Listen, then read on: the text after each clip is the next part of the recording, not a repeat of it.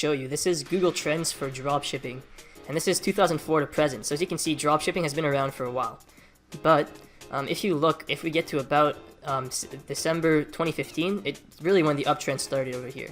And since 2017 is when it really went parabolic. So as you can see, dropshipping since January 2017 is now 3 times bigger in size according to Google Trends. And now this is obviously just search interest, but you have to keep in mind that these are people, this is the amount of people searching about dropshipping every day.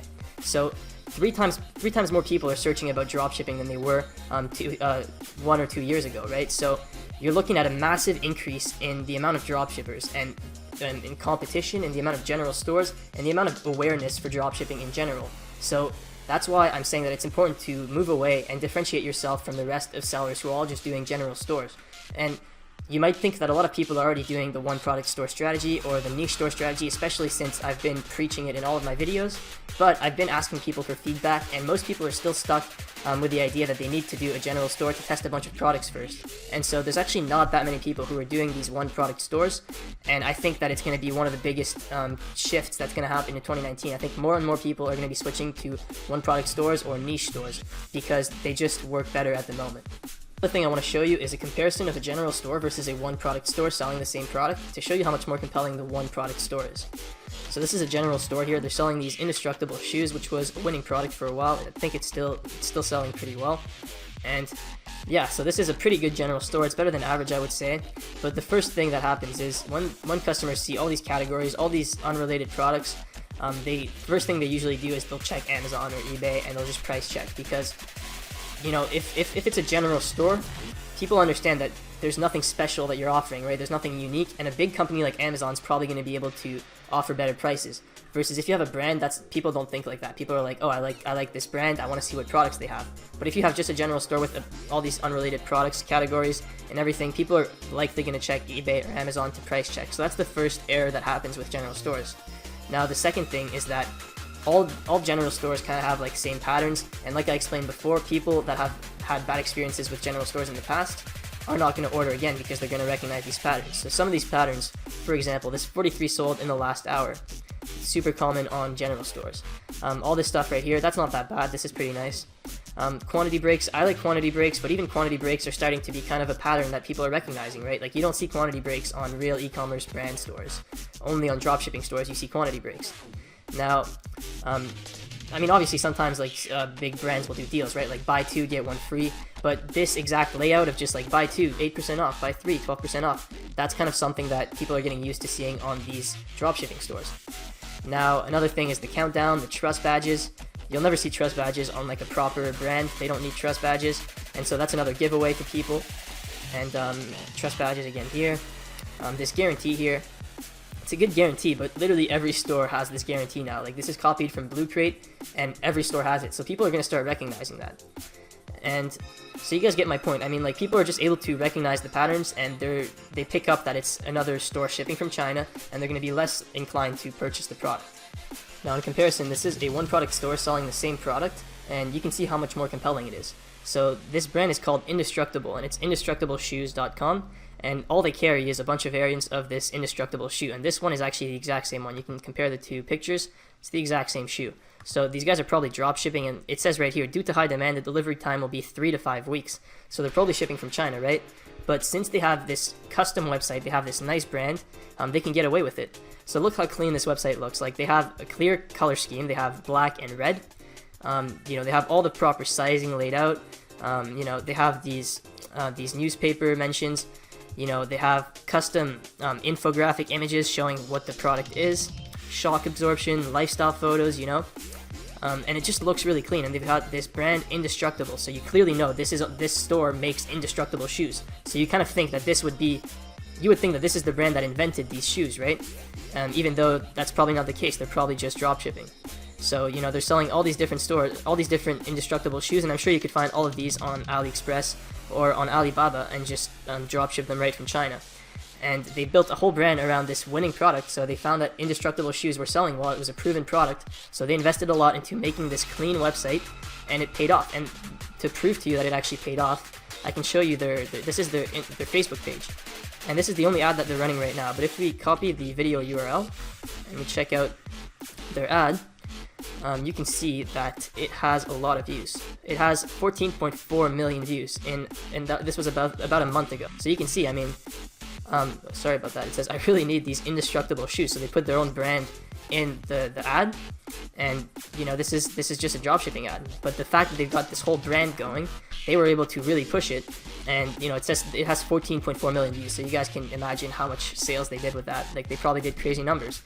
And even on their product page, it literally says 3 to 5 weeks shipping. So they're not even being dishonest about their business model. Like, they're obviously not going to say we're drop shippers, but you know, it says due to high demand, the delivery time will be 3 to 5 weeks. So people don't have unrealistic expectations, and people are still willing to order because it looks like the original maker of this product, and people don't feel like they're getting scammed. Now, the next point I want to talk about is focusing more on branding, and this is kind of a continuation of the first point that I was making, but I think this is also important to cover by itself.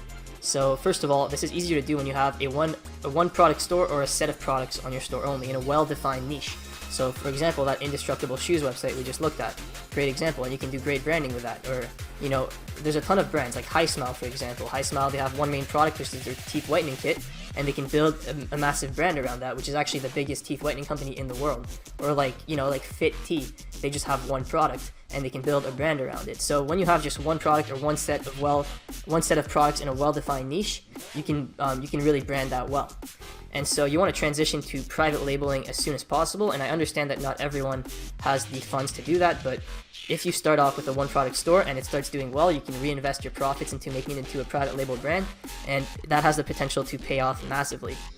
Now, another thing is you want to use lifestyle imagery for your products and sell a lifestyle with your product.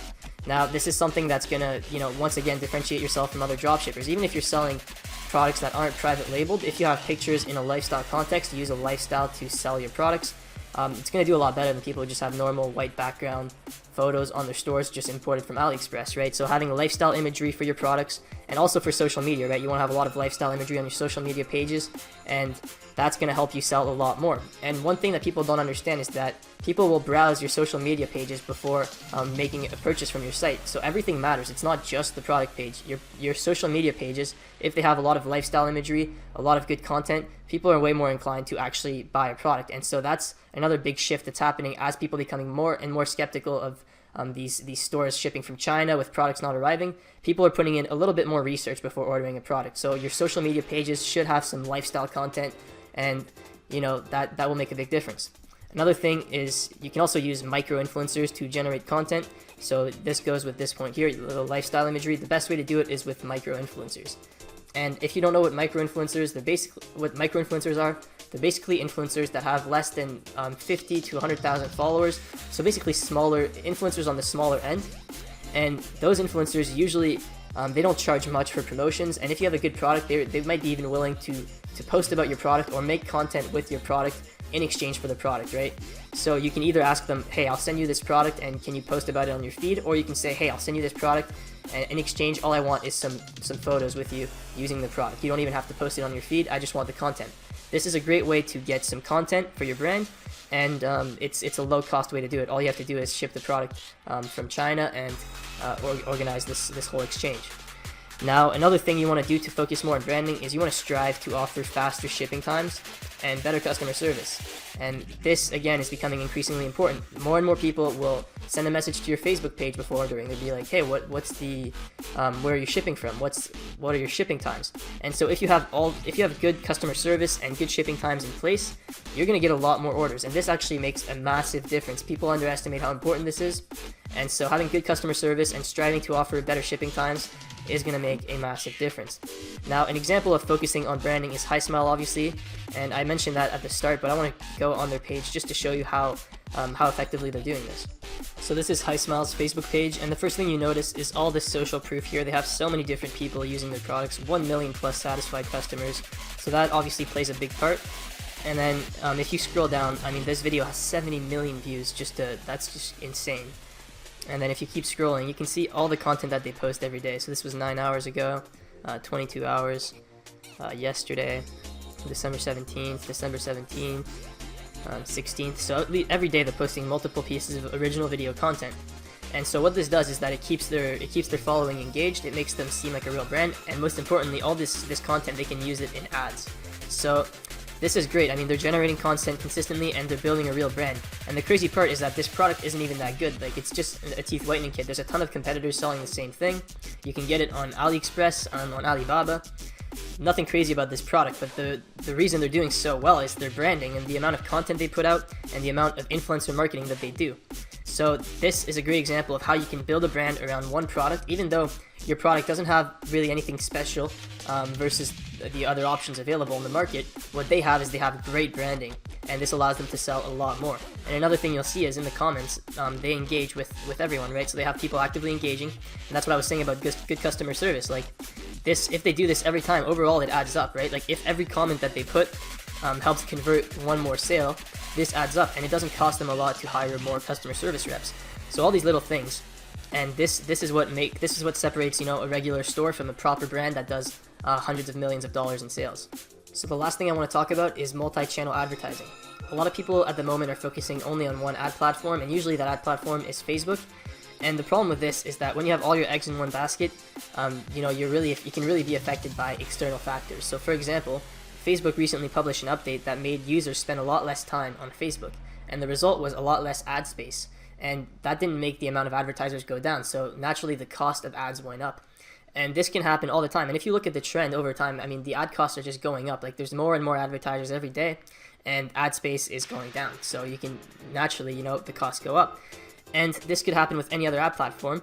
Like, most ad platforms have rising costs, but Facebook costs are through the roof. And the thing is that you don't want to stop using Facebook. Facebook is still an amazing platform, and it's still underpriced if you use it correctly.